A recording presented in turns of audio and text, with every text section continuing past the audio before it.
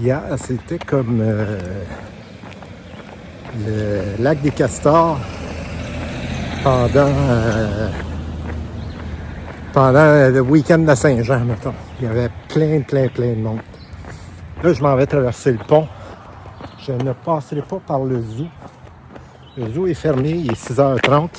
Je n'attendrai pas de partir à 9h pour passer sur le zoo. En fait, c'est que la Appalachian Trail passe dans le zoo de Bear Mountain quand c'est ouvert, puis il rouvre juste à 9h.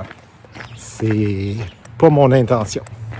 Je vous dis plus tard, il faut que je trouve où est la piste de l'autre bord du zoo. Le Memorial Bridge qui traverse la rivière Hudson et Hudson River.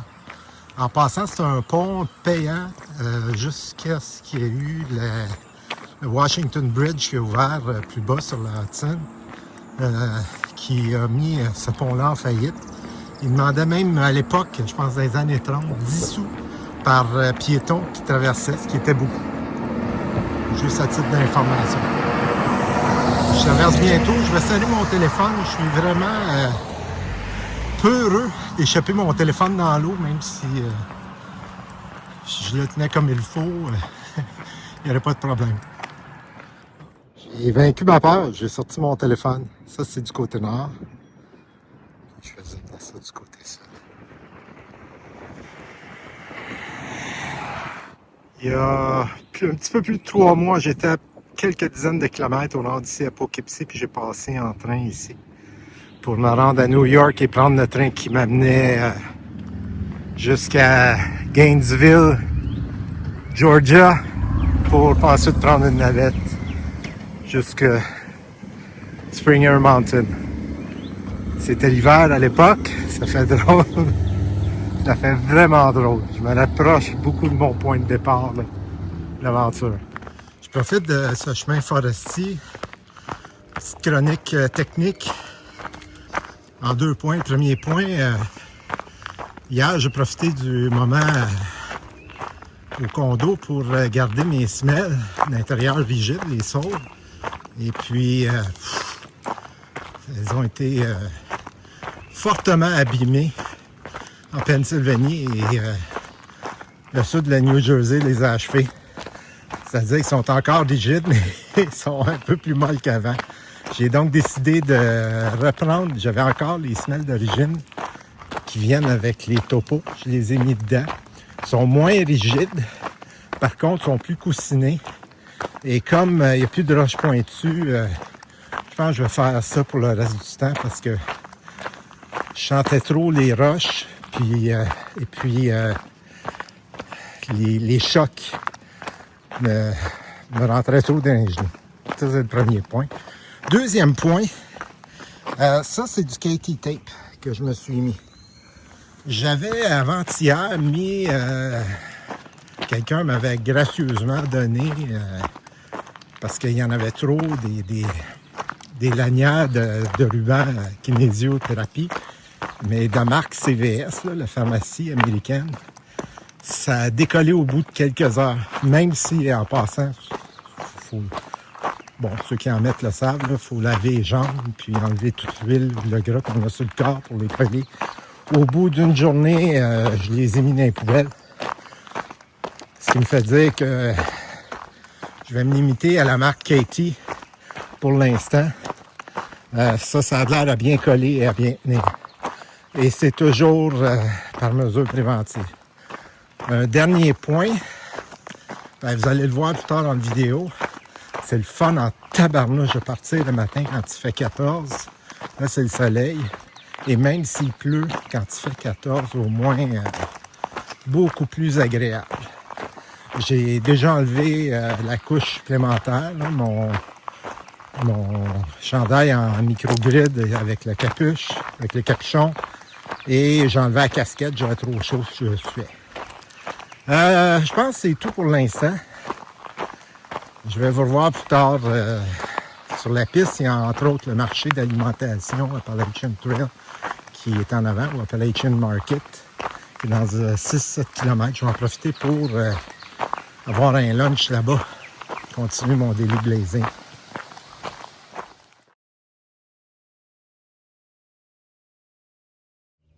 La première vraie vue de la journée, je pointe en direction de l'est. Donc, au loin là-bas, c'est Connecticut. Je viens de descendre ça. Mais ce qui est le fun après, je suis arrivé par ici. On se retrouve facilement sur le plat. Donc, c'est pas des hautes et c'est pas des grandes descentes. On se retrouve rapidement sur le plat, ce qui permet de récupérer. J'ai parlé trop vite. Regardez les balises blanches.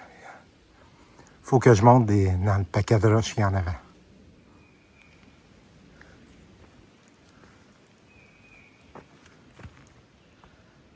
Il y a encore plus de murs de pierre ici qu'il y en avait dans le New Jersey. Et je vais vous regarder une des photos. Il y avait un centre d'inoculation que Washington a établi juste un peu au sud, là, à peu près à 5 minutes d'ici, là, de marche dans le bois. Je vais prendre quelques minutes pour vous expliquer. J'ai eu une mauvaise nouvelle.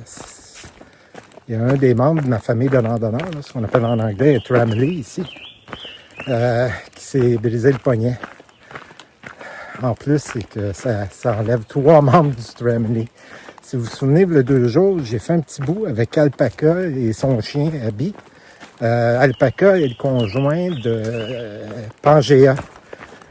Son nom de randonneur, c'est Pangea parce qu'elle a un doctorat en géologie. Si vous vous souvenez encore, il y a 3 jours, quand j'étais juste avant mon jour 0, j'ai tombé 4 fois. Un Pangea tombé sur ces roches-là. Le lendemain, c'est le jour que moi, je suis retourné sur la piste. Et elle a essayé de marcher. Et malheureusement, elle avait mal aux genoux. Mais ce qu'elle n'a pas dit, c'est qu'elle avait mal à la main également.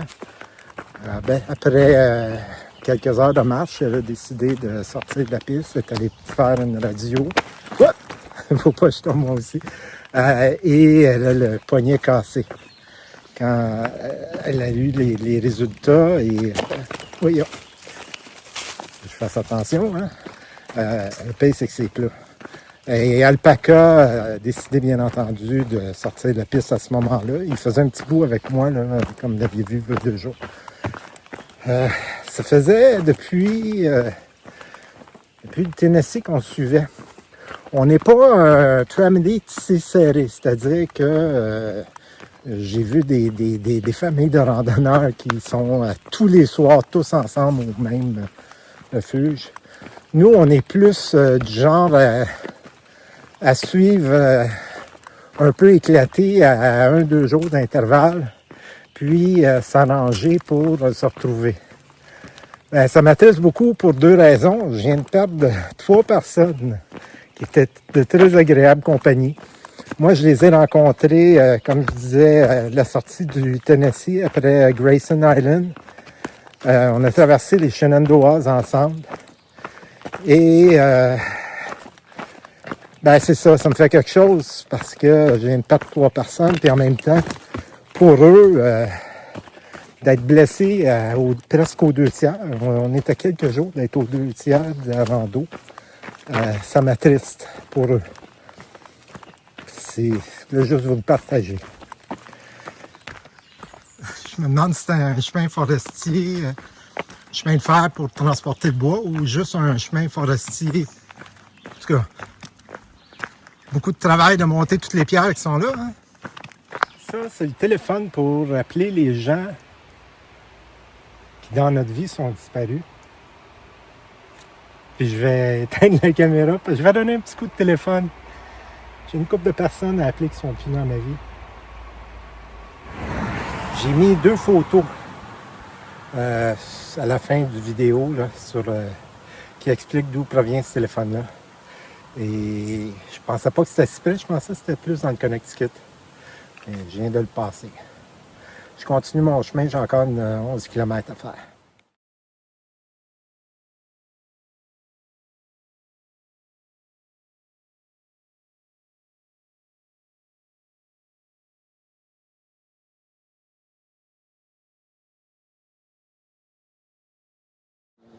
En passant, la piste va longer la crête, c'est une grosse crête là, de montagne, jusqu'au bout du lac.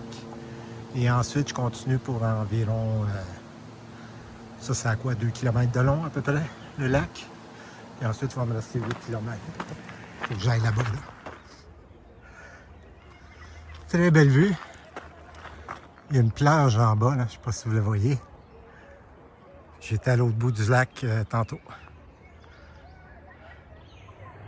C'est la fermeture du vidéo d'hier. J'ai couché dans l'abri hier. Donc j'étais ici, dans le bunk bed qui est là. Il y a du monde au bord, ça je parle pas trop fort.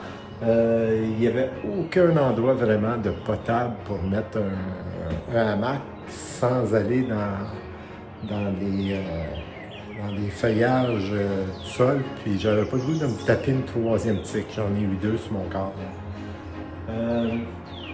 J'ai donc fait 24 000, dont 40 km. Je commence à parler en 1000 à force de jaser avec les gens ici. J'ai fait 40 km à l'abri ALPH.